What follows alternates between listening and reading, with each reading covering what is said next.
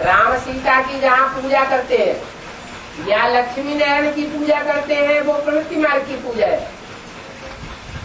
निवृत्ति मार्ग की पूजा नहीं है। जो प्रवृत्ति मार्ग वाले हैं वो प्रवृत्ति को मानते हैं, और जो दूसरे धर्म हैं उनमें प्रवृत्ति मार्ग को मानते ही नहीं है। दूसरे धर्म वाले क्यों नहीं मानते?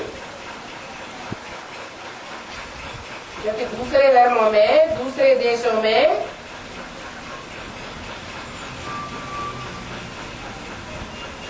रावण राज्य पनपता है।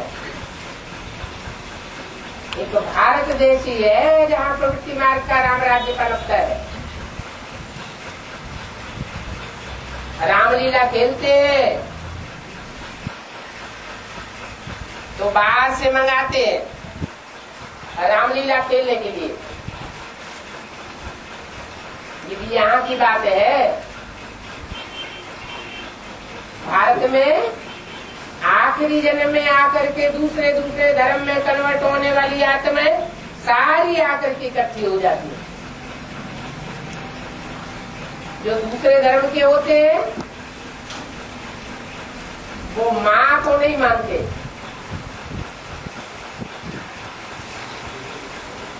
भारतवासी माता पिता दोनों को मानते हैं।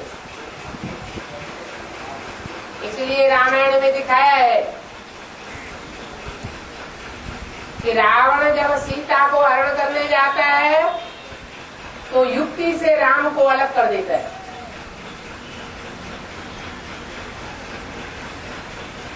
उन्हें सिंगल ही चाहिए तो उनका काम बन जाए।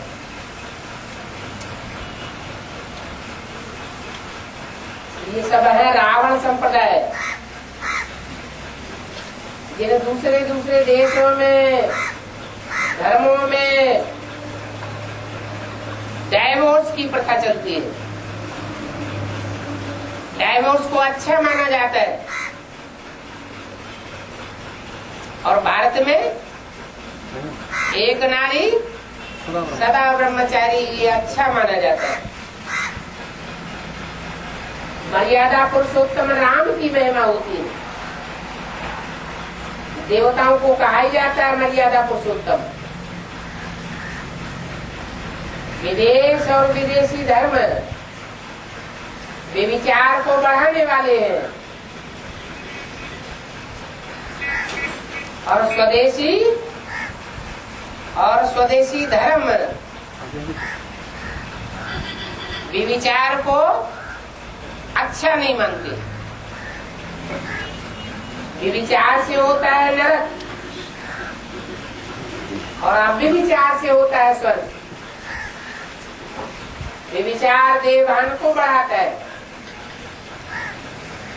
और अव्यभिचारी में आत्मिक स्थिति ज्यादा रहती है। आत्मिक स्थिति होगी तो स्व स्थिति होने से स्वर्ग बनेगा।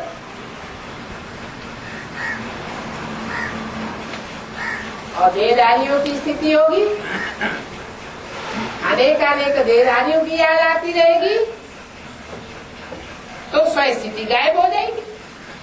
देहभान बढ़ेगा, देहभान बढ़ने से व्यभिचार बढ़ेगा और नरक आ जाएगा। इसलिए सीढ़ी में भारतवासियों की कर्म कहानी दिखाई गई है कि कैसे द्वापर युग से संग के रंग में आते आते जो भारतवासी अव्यभिचारी थे वो व्यभिचारी बन गए। द्वापर के आदि में फिर भी ठीक था, प्रवृत्ति को मानने वाले थे। जैसे जैसे विधर्मियों की तादाद दुनिया में बढ़ती चली गई वैसे वैसे सिंगल उपासनाधारी बन गए,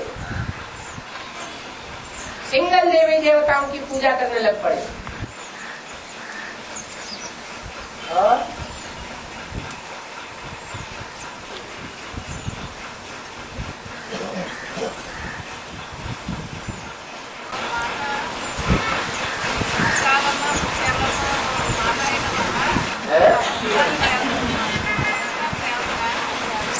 आपका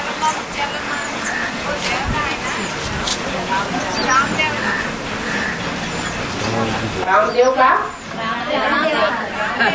गाँव का देव।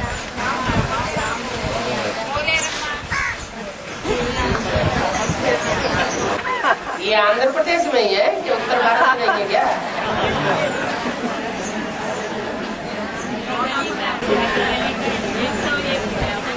हैं?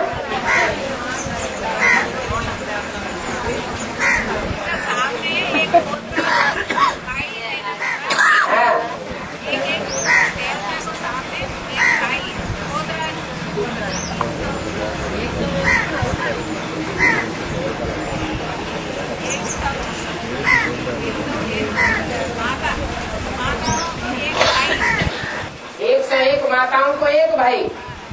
अरे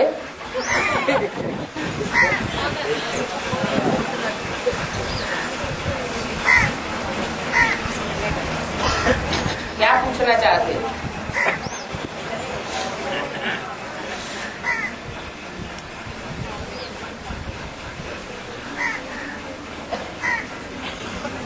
तो नई नई भक्ति मार्ग की बातें निकल रही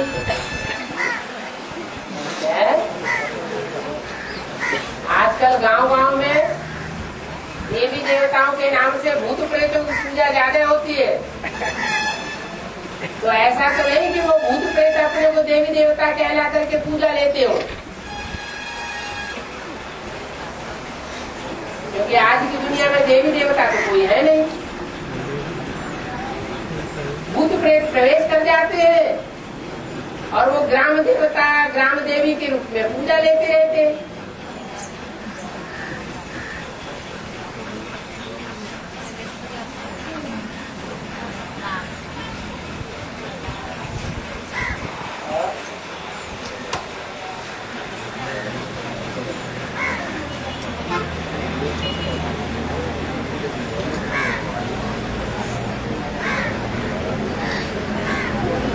बाबा,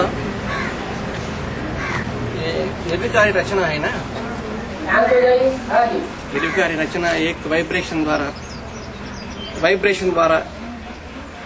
द्वारा रचना है और दूसरा मुख का प्यार रचना है। सच्चिद में मुख का प्यार से सच्चिद।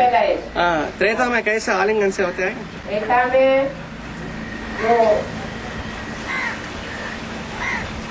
इंद्रियां हैं वो थोड़ी नीची स्टेज में आ जाती हैं, परंतु इतनी नीची स्टेज में नहीं आती जो शारीरिक क्षरण होने लगे,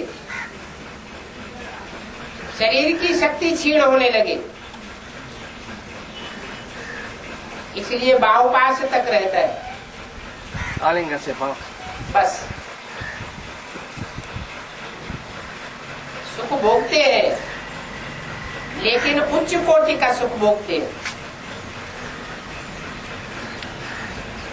भ्रष्ट इंद्रियों तक नहीं स्टेज आती है।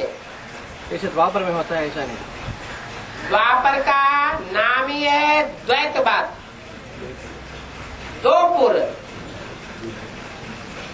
दो बातें पैदा हो गई। जब द्वैत पैदा होता है तो बुद्धि भ्रष्ट हो जाती है। अद्वैत होता है, एक शिव बाबा दूसरा न कोई, तो बुद्धि श्रेष्ठ रहती है। भ्रष्ट इंद्रियों तक बुद्धि नहीं जाती,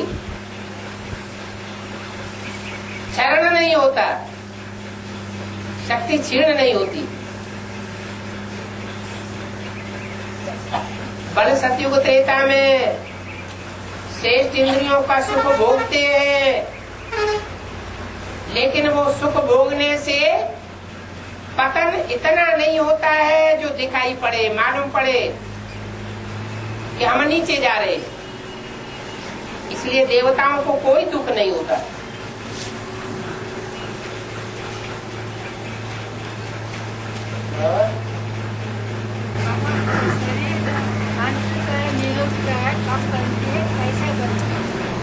कंचन काया निरोगी तब बनेगी जब सदाकाल आत्म की स्थिति रहेगी, स्वस्थिति।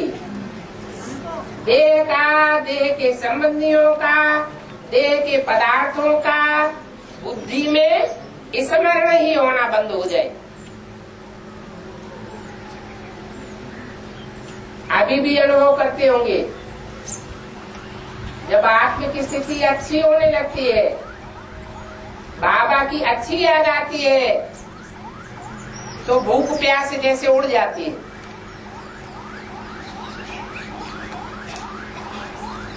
पांच तत्वों से रस लेने की वृत्ति समाप्त होने लगती है। अभी चूंकि 500 करोड़ की दुनिया के बीच में रहना पड़ता है, जिस दुनिया में वाइब्रेशन भोगियों के ज्यादा है, विकारियों के वाइब्रेशन ज्यादा है, इसलिए उतना असर नहीं पड़ता है। जो आत्मिक स्थिति पक्की हो जाए, क्योंकि संग का रंग खराब है, इसलिए बोला, आज तुम बच्चों के लिए बोला, तुम बच्चे परमधाम को भी इस सृष्टि पर उतार लेंगे। मना ऐसा कोई संगठन बनेगा, कारण या कारण है, ड्रामा प्लान अनुसार करना ही पड़ेगा कि सबकी वृत्ति एक हो जाएगी आत्मिक स्थिति में ठहरने की। देह भान में आए और दुख दर्द महसूस होने लगेगा, भय पैदा होने लगेगा, दुनिया भस्म हो रही है, शहर शहर में एटम बम गिर रहे हैं, पता नहीं हमारा क्या होगा। जो आत्मिक स्थिति में रहेंगे उनको कुछ भी अनुभव नहीं होगा, अंत तक सेफ रहेंगे।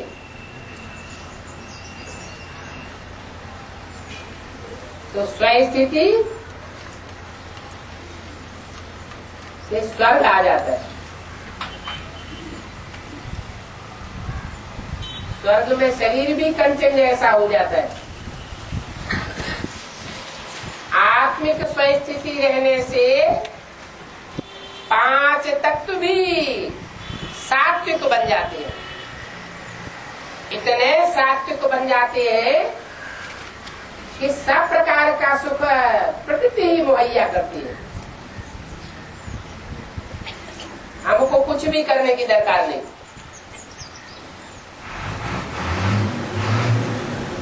और 9 महीने बच्चा पैदा होता है।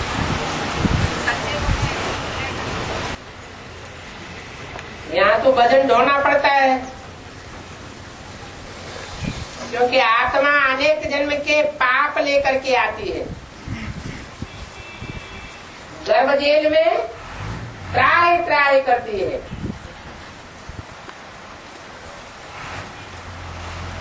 तो जो माँ गर्भ धारण करती है उसको भी दुख है, और जो बच्चा गर्भ में आता है उसको भी दुख होता है। नई दुनिया में कोई आत्मा पाप कर्म लेकर के आएगी क्या? तो इसलिए कोई पाप नहीं होने के कारण सुख ही सुख होगा, गर्भ महल होगा, गर्भ जेल का अनुभव नहीं होगा। क्योंकि माता का शरीर भी सतो प्रधान 5 तत्वों से बना हुआ, और बच्चे का शरीर भी सतो प्रधान 5 तत्वों से बना हुआ। इसलिए गर्भ जेल के मुकाबले गर्भ महल अनुभव होगा।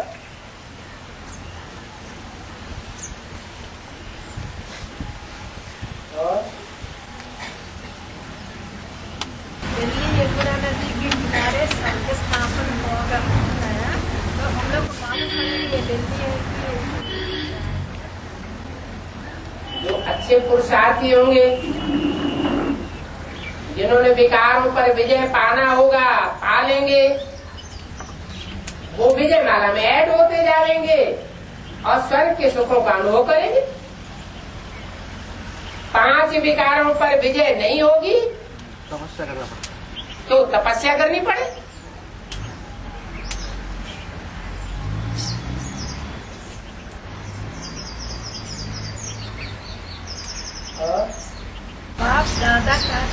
उसके मुरली में होता है, तब कैसे हम लोग समझना है बाप दादा कहता है, बाप दादा कहता है बोल के मुरली में सेंटेंस होता है, तो हम लोग कैसे समझना है बाप दादा। बाप कौन है? दादा कौन है, कैसे समझा? बाप है कौन? कौन सी आत्मा को कहेंगे बाप और किसको कहेंगे दादा? दोनों में बड़ा कौन है? जिसका नाम पहले वो बड़ा, जिसका नाम बाद में वो छोटा। इस सत्यरूपी रंगमंच पर भी पहले कौन है? बाप पहले है या बाप का बड़ा बच्चा पहले है? बाप पहले है, तो बाप का नाम पहले, और जो बड़ा बच्चा है वो है दादा। कहते हैं ना, ज्यादा दादागिरी दिखाते हो क्या? बड़ा भाई है ना, तो वो दादा हो गया। यहाँ संगम युग में बेसिक नॉलेज है, तो बेसिक नॉलेज में पहले पहले सुप्रीम सोल प्रवेश जिसमें करता है वो है बाप, और उसके बाद दूसरे नंबर में जिसमें प्रवेश करता है वो है दादा। अभी वर्तमान संगम युग में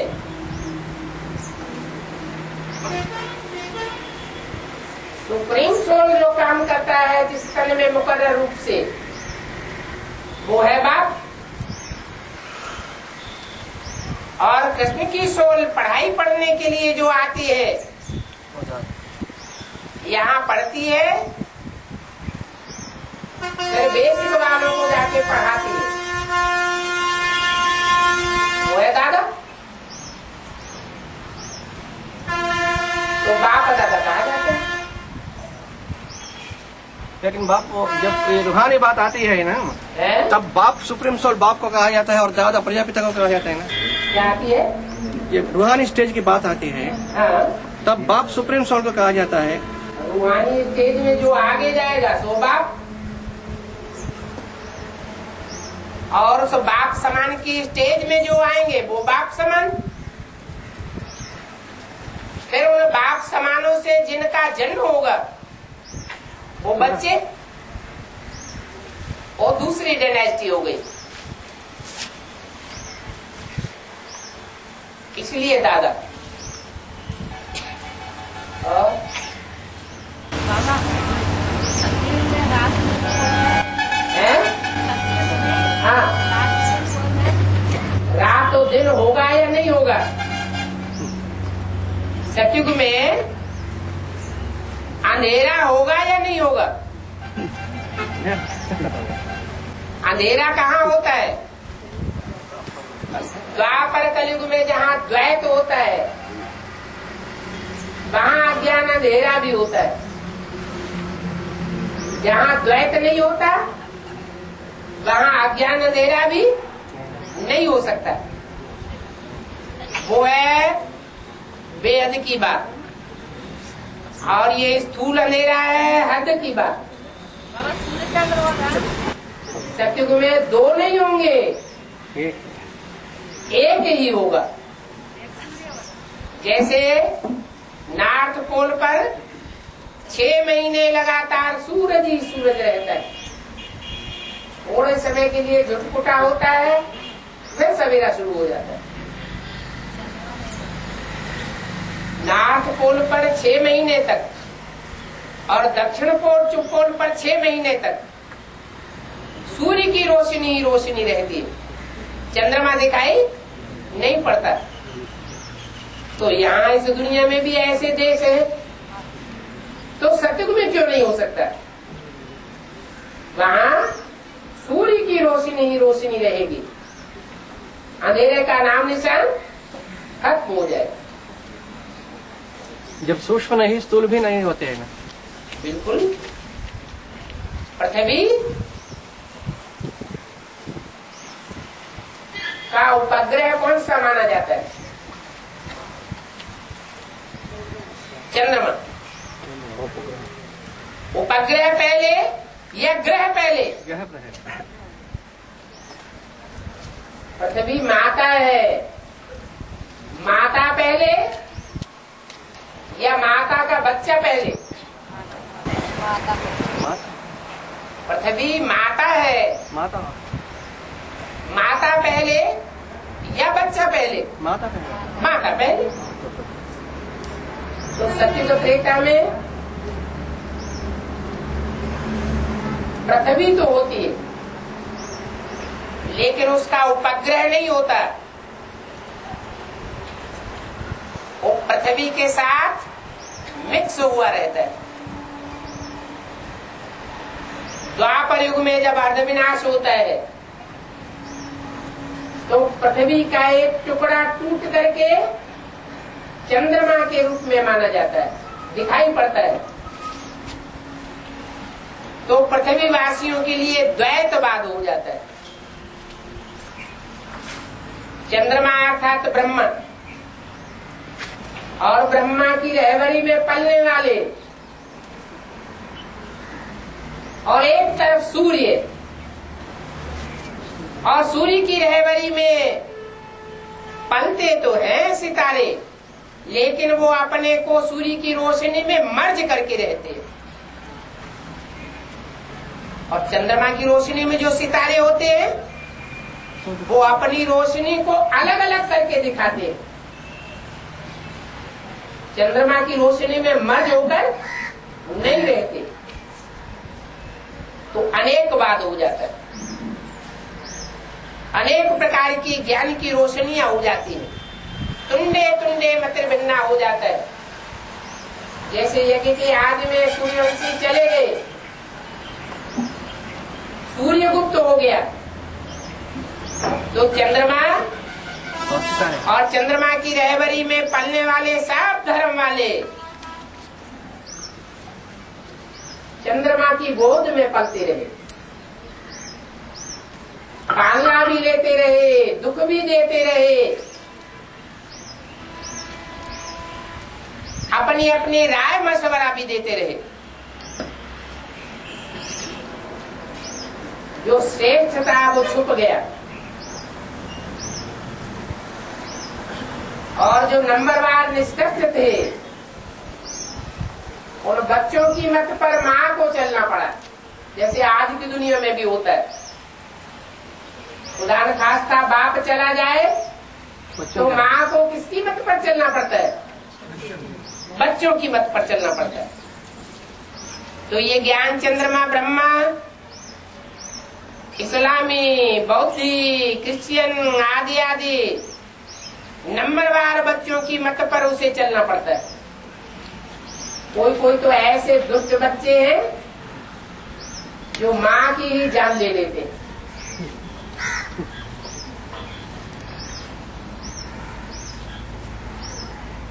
तो ये है धरती के चैतन्य सूरज चांद सितारे, और वो होते हैं जड़ चांद सितारे। और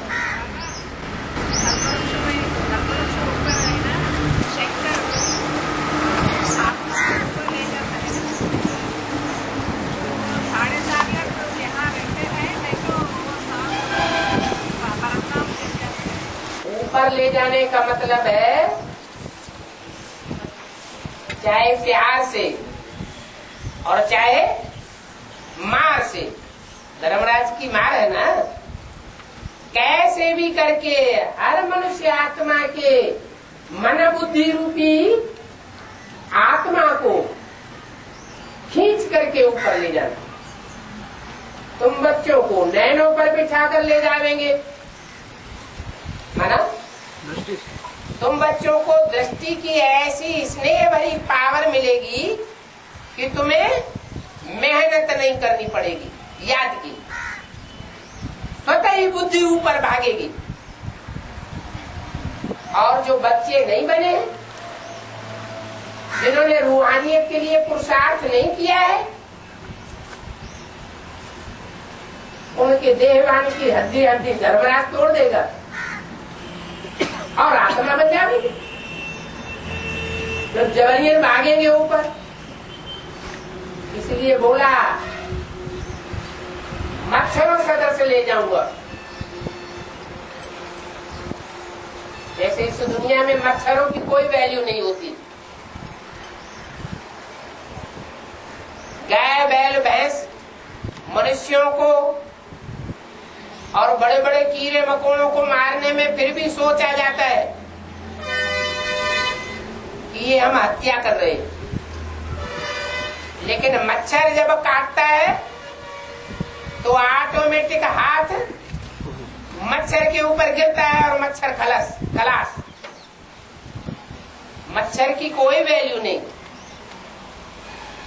ऐसे तुम आत्माओं के सारे देहवान को खलास करके ले जाऊंगा।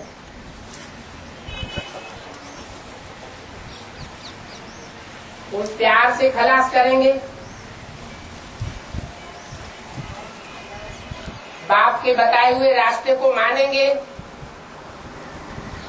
और देहवान नष्ट कर देंगे। कोई बात को नहीं मानेंगे तो जबरियन उनके देहवान को नष्ट करना पड़ेगा। बाकी ऐसा कोई भी नहीं बचेगा जो देह के साथ परम धाम में पहुंच जाए, देहवान को लेकर के वहां पहुंच जाए। सबको आत्मा बनकर के जाना पड़े। इसलिए झाड़ के चित्र में ऊपर की ओर कोई दूसरा देवता बैठा हुआ नहीं है, एक शंकर को बैठा हुआ दिखाया गया कि सब आत्माओं को खींच के ऊपर लिए जा रहा है।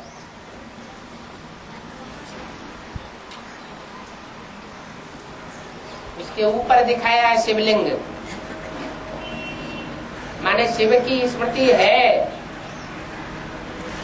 पक्की स्मृति है। कोई कितना भी देहवान वाला हो और वो हठात नीचे खींचना चाहे तो भी वो आत्मा नीचे खींचने वाली नहीं है।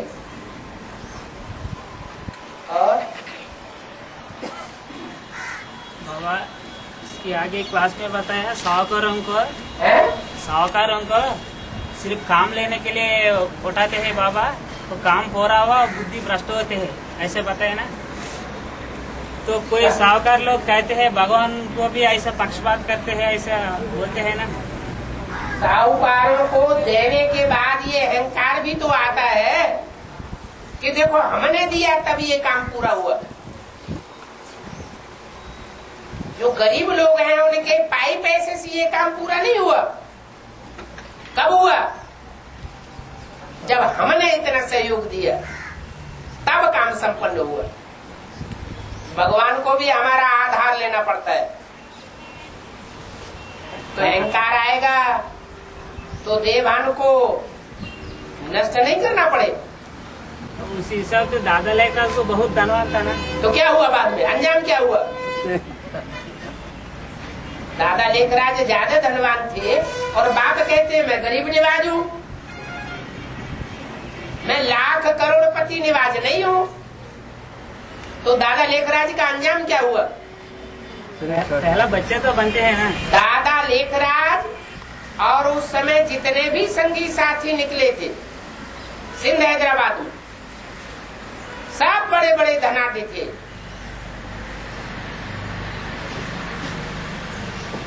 उन धनाढ्य परिवारों से निकले हुओं का आज क्या हाल है? उच्च पद पाने वाले हैं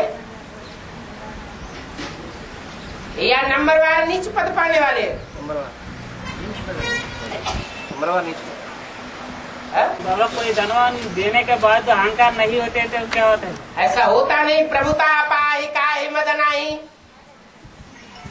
जिनको प्रभुता मिले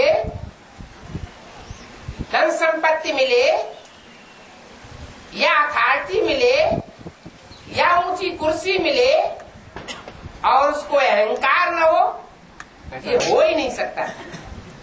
अगर ऐसा हुआ होता तो भारतवर्ष में और विदेशों में ढेर के ढेर राजाएं हुए, ऊंची से ऊंची कुर्सी वाले, वो कोई भी नीचे नहीं गिरते। या कम से कम एक तो ऐसा होता जो नीचे न गिरा होता। कोई हुआ? सारे ही राजाएं, अंजाम क्या होता है अंतिम जन्म में?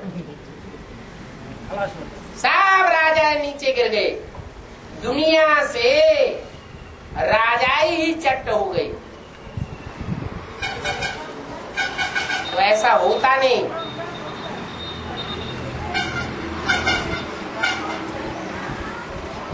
कि प्रभुता मिले और अहंकार न आए।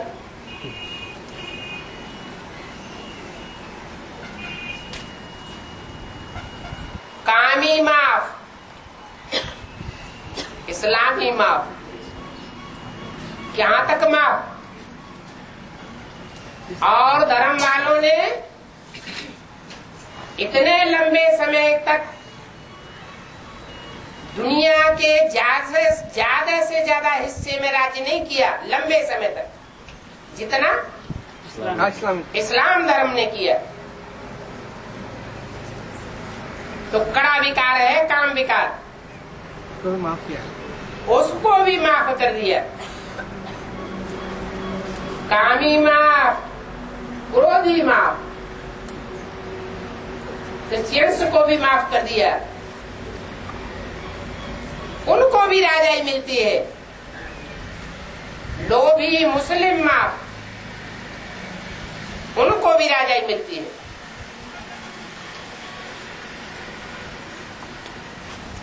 वही महर्षि दयानंद के फॉलोअर्स,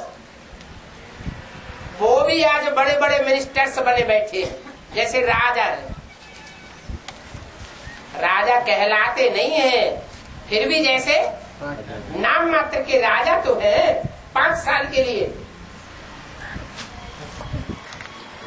वो भी थोड़ा बहुत माफ। लेकिन अहंकारियों में कोई राजा नहीं हुआ।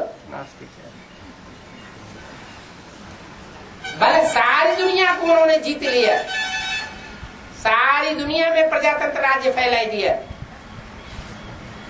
अपने देश में जो राजाएं, 4 राजाएं थे, उनको भी कत्लेआम कराई दिया।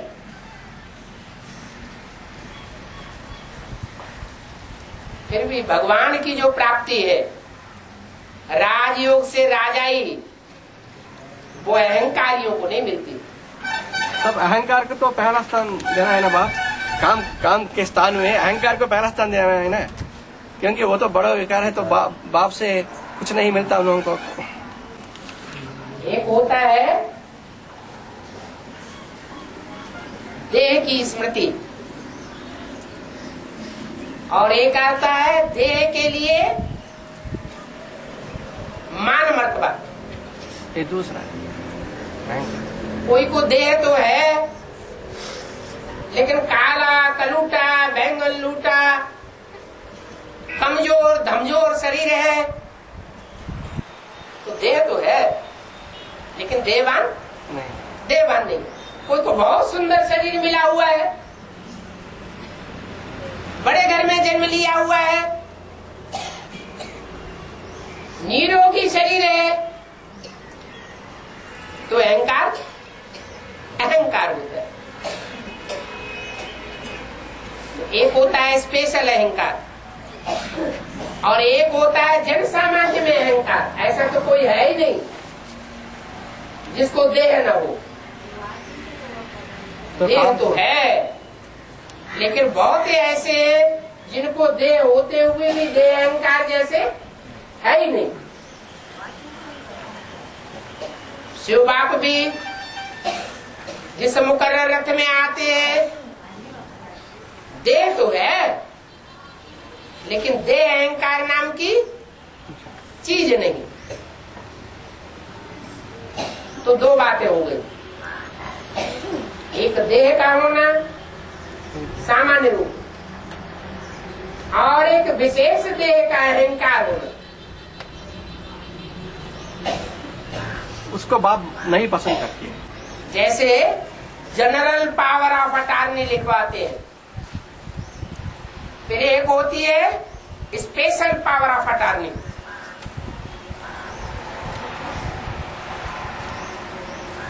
किसी को पावर देते हैं ना कि हमारा मकान संभाले, दुकान संभाले, जायदाद संभाले, तो जनरली लिख दिया।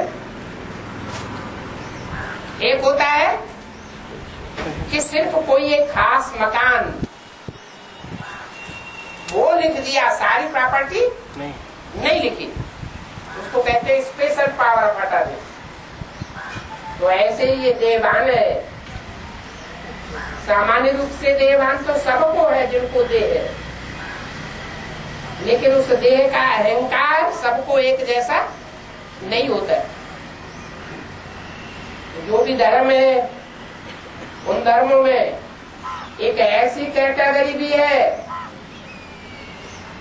जिनके अंदर स्पेशल देह अहंकार रहता है। वो भगवान को भी नहीं मानते, आत्मा को भी नहीं मानते, स्वर्ग को भी नहीं मानते। हम ही स्वर्ग बनाते हैं इस दुनिया में, कोई अलग से स्वर्ग नहीं होता। नरक को भी नहीं मानते। ऐसे जो स्पेशल अहंकारी है, ये आज की मुरली में आया, कुछ लोग इस दुनिया को ही स्वर्ग मानते हैं। हाँ जी, जिनके लिए ये दुनिया ही स्वर्ग है, दूसरा कोई स्वर्ग नहीं होता, उनको फिर भगवान की दरकार है? उनको भगवान की दरकार ही नहीं।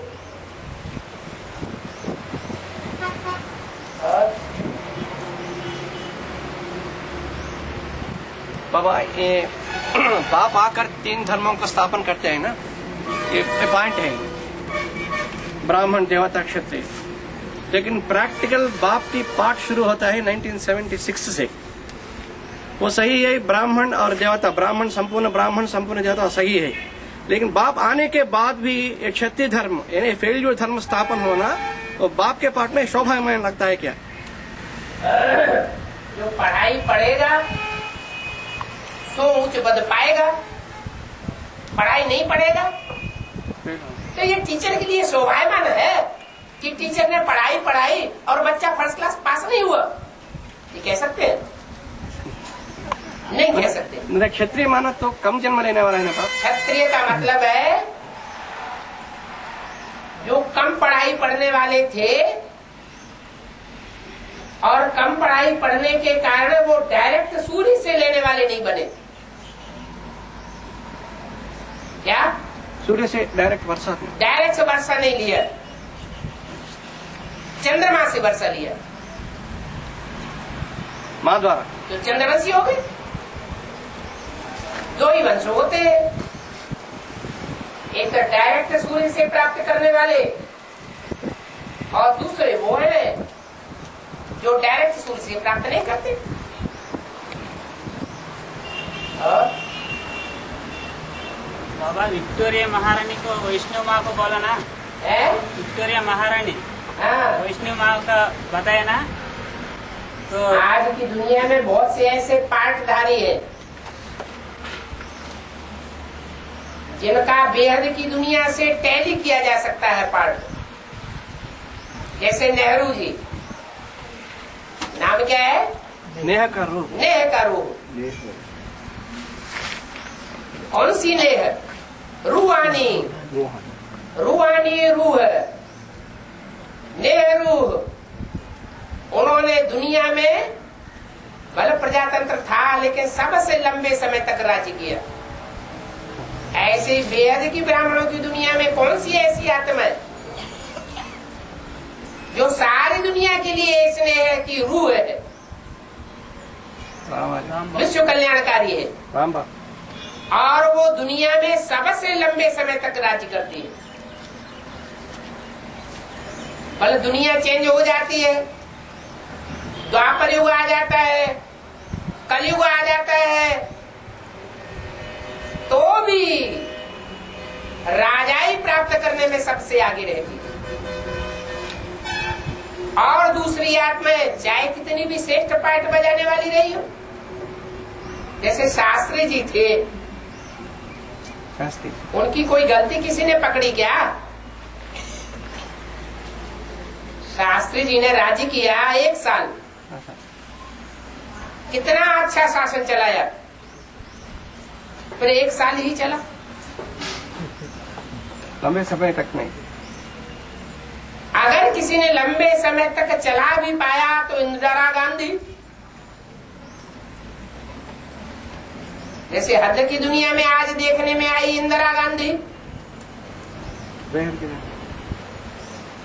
इन माना अंदर, डरा माना डर भरा हुआ, गंध, कोई गंध का काम करता है ना तो उसको अंदर अंदर डर भरा रहता है। थी तो ब्राह्मण की बेटी, फिर क्या हुआ? गंध का फिर दिल कहाँ लग गई? गंध गंध। तो इसलिए जैसे हद की दुनिया में इंदिरा गांधी, उनका राज्य सन 76 में हिल गया, हिलाने का निमित्त कौन बना? हाँ, जनता पार्टी, जनता पार्टी। गुजरात से निकला हुआ जयप्रकाश नारायण, वो हद का था। ऐसे ही बेहद की ब्राह्मणों की दुनिया में से भी गुजरात से निकलता है जयप्रकाश नारायण बनने वाला, जिसके साथ निकलती है जनता पार्टी, अज्ञानता पार्टी नहीं, जनता पार्टी माने एडवांस पार्टी।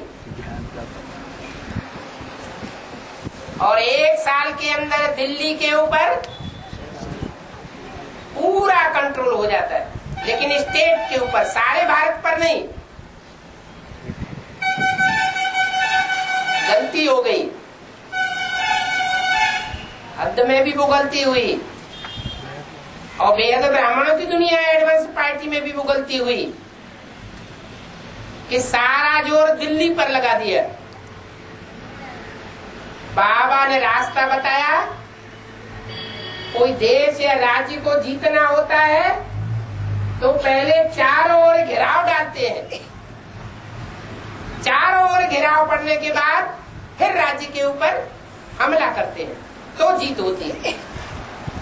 उन्होंने सारा जोर दिल्ली के ऊपर लगा दिया, हद की जनता पार्टी ने भी और बेहद की जनता पार्टी ने। तो जनता पार्टी का पराभव हो गया।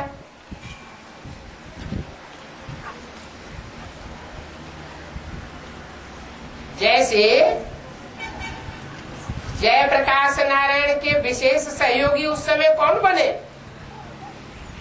कृष्ण मुरारी देसाई। मुरारी किसको कहा जाता है?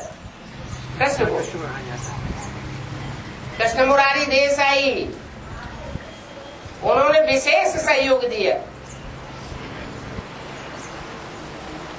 लेकिन उन्होंने नारा कौन सा निकाला?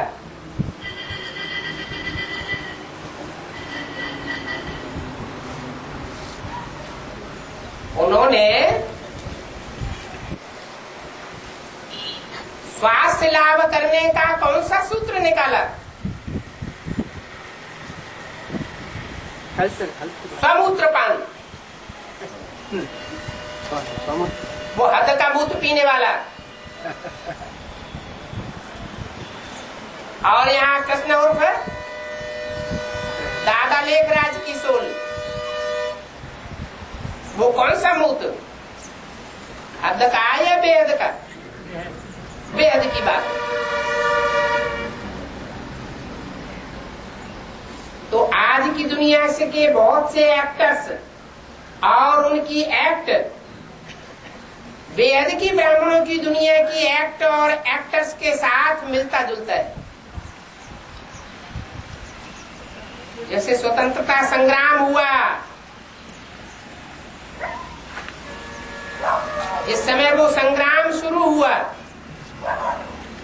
उसी समय भगवान परमात्मा ने भी आकर के इस सृष्टि पर सच्ची स्वतंत्रता का संग्राम शुरू कर दिया।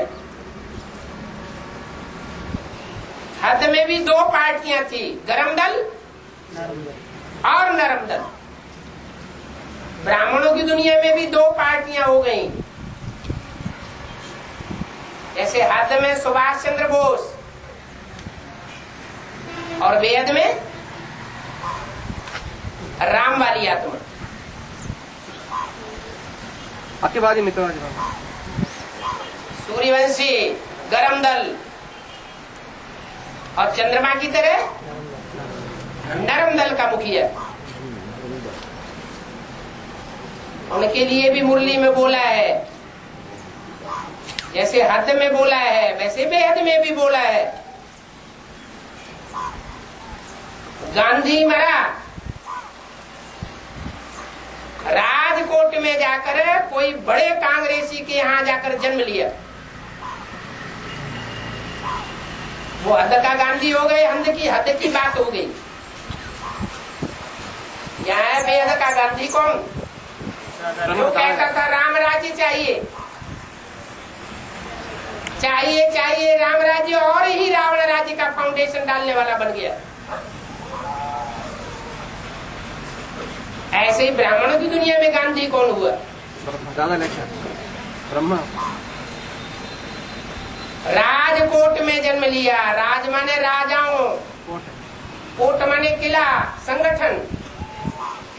तो एडवांस पार्टी में राजाओं का संगठन इकट्ठा होता है। उस बेहद के राजकोट में जाकर के गांधी की आत्मा ने, जो नरम दिल की चंद्रमा के समान आत्मा थी, उसने ज्ञान चंद्रमा के रूप में मस्तक में बुद्ध रूपी पेट में जन्म ले लिया। तो आज की हद की दुनिया की ढेर सारी बातें हैं, ज्ञान की दृष्टि से देखना है। उनको ज्ञान की दृष्टि से टैली करे तो सारी बातें समझना है। ब्राह्मणों की दुनिया में टैली होती है, बेहद में।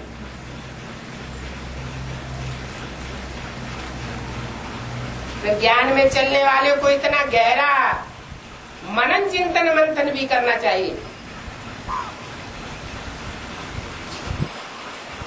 जो हर बात को टैली करके अंदर से दृढ़ निश्चय बुद्धि बना रहे। जितना ज्ञान का गहरा फाउंडेशन होगा उतना माया कम हिला सकेगी।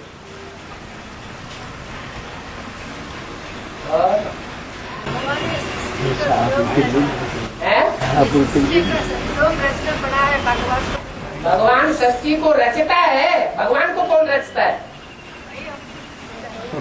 भगवान खुद रचयिता है। नहीं नहीं, ये सृष्टि अनादि है। सृष्टि के 5 तत्व अनादि है। सृष्टि में पार्ट बजाने वाली आत्माएं भी अनादि है। ये प्रश्न ही रांग हो जाता है कि भगवान ने सृष्टि क्यों रची। भगवान सृष्टि का रचयिता नहीं है, ये सृष्टि तो अनादि है। सत्युग का रचयिता है। सत्युग का रचयिता है।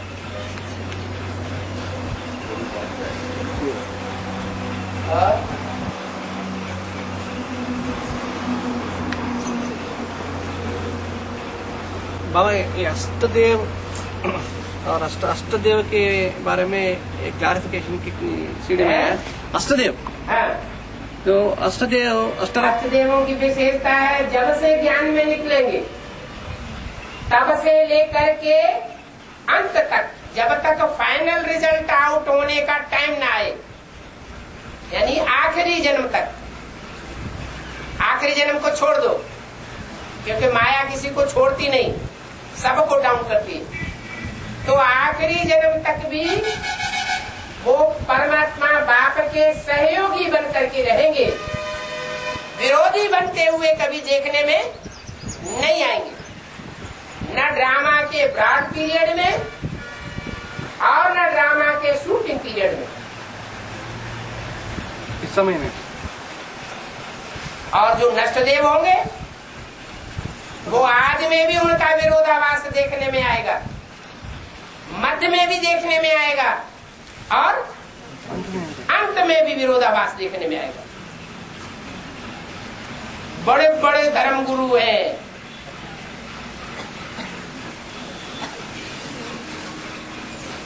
इसलिए बाप कहते हैं इन गुरुओं के ऊपर भी मेरे को ही आकर के रहम करना पड़ता है।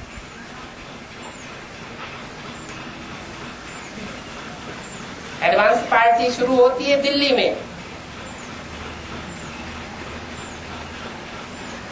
और दिल्ली में स्वधर्म का भी बीज पड़ता है और विधर्मियों का भी बीज पड़ता है।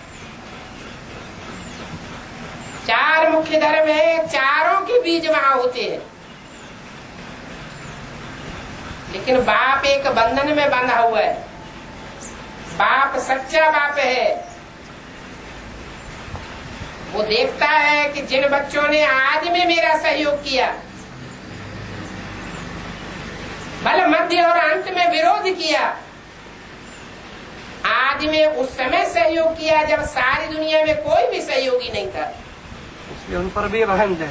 इसलिए अंत तक उन दिल्ली की सहयोगी आत्माओं को सहयोग देने के लिए बांधा हुआ है।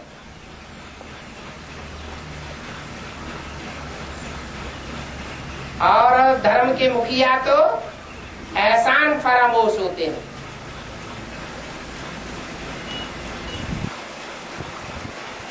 ये ऊंचे से ऊंचे बाप है,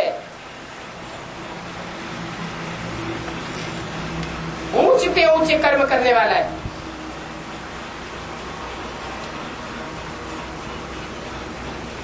अपने ऊपर किए हुए एहसान को कभी भूलने वाला नहीं है।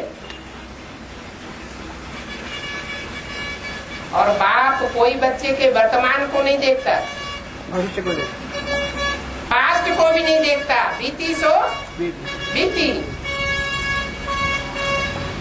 भविष्य स्वरूप को देखता है।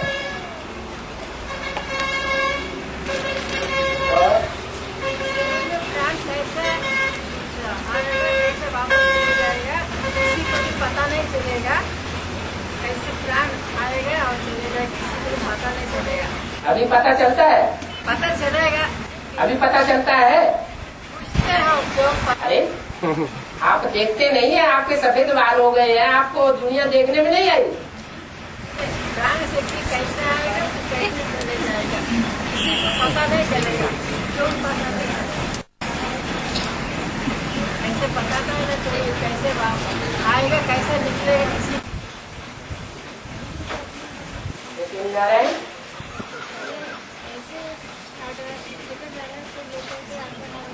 हाँ, फर्स्ट नारायण आधार मूर्त नहीं है,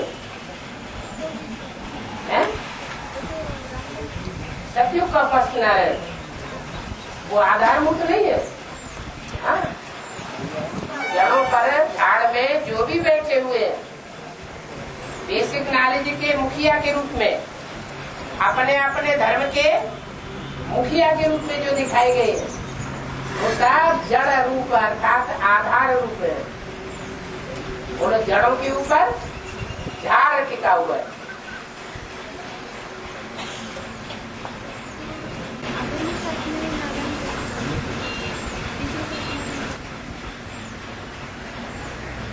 बीज तो टोटल मुख्य है 4। क्या? 4 धर्मों के 4 मुख्य बीज हैं। जो 4 मुख्य बीज हैं वो उनमें 3 विधर्मियों के बीज हैं और 1 स्वधर्मी का बीज है।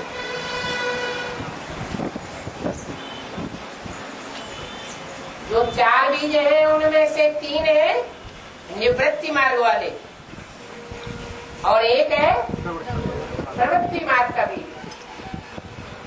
जैसे कोई बीज होते हैं उनमें 2 दल होते हैं, कोई बीज होते हैं जिनमें एक ही दल, जैसे मक्का, बाजरा, ज्वार।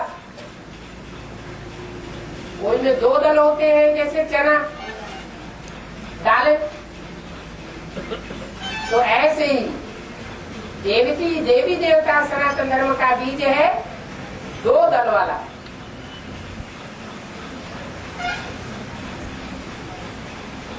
तो जो 2 दल का बीज है उसकी डायनेस्टी चलती है संगम युग में, माना सतयुग के आदि में।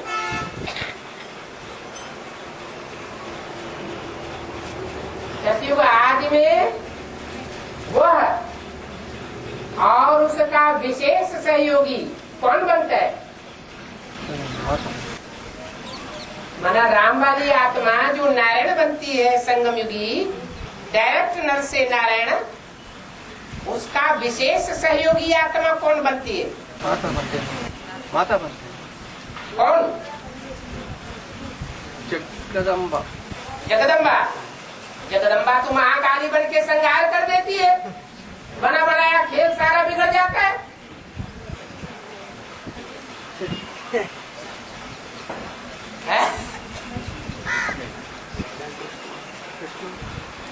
राजा का विशेष सहयोगी राजा होगा या रानी होगी?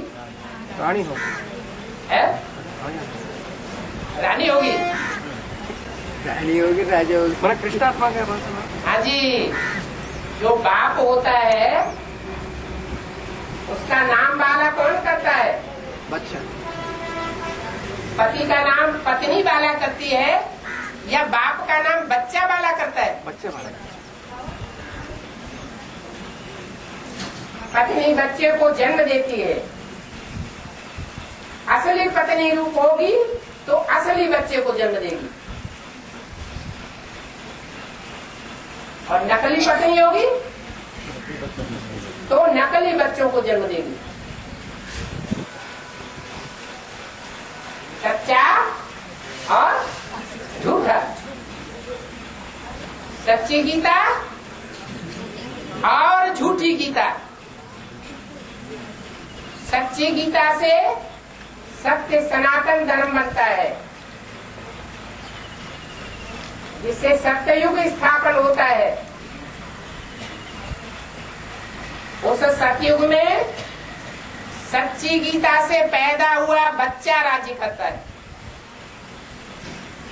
वो बच्चा यहाँ भी सहयोगी बन करके रहता है। ये बात दूसरी है, कोई बात समझ में नहीं आती है देवी बुद्धि होने के कारण, तो सहयोगी नहीं बन पाता, और जब समझ में आ जाएगी तो वो बच्चा पूरा सहयोगी बनता है। अभी उस समय नहीं आए ना है? अभी उस समय अभी भी सहयोगी है, एक बात में सहयोगी नहीं। गीता के सारा ज्ञान बुद्धि में आता है, लेकिन गीता ज्ञान दाता कौन है साकार में? इस बात ये में सारी बात बुद्धि में नहीं बैठी।